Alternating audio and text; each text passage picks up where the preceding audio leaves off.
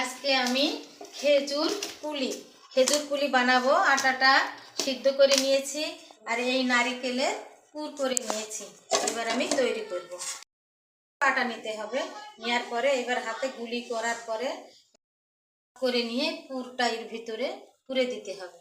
পুরার পরে এইভাবে মুখ মারতে হবে। মুখ মারার পরে এই দুই পাশ এরকম চ্যাপটা হবে। হওয়ার পর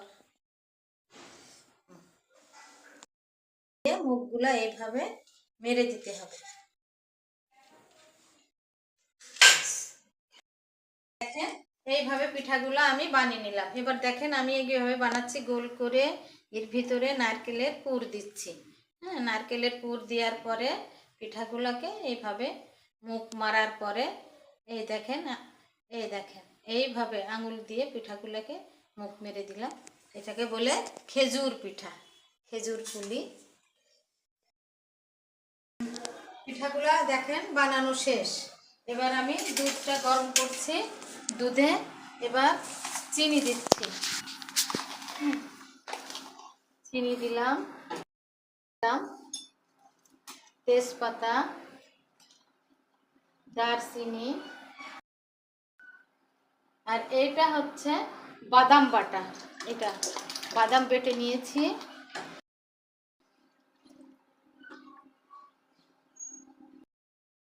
দুধ দেখেন ফুটে গিয়েছে। এবার আমি পিঠাগুলা দিয়ে দেব। এর নাম খেজুর পুলি। হ্যাঁ, দেখেন এবার আমি একটা নজরুল গীতি আজকে শোনাবো।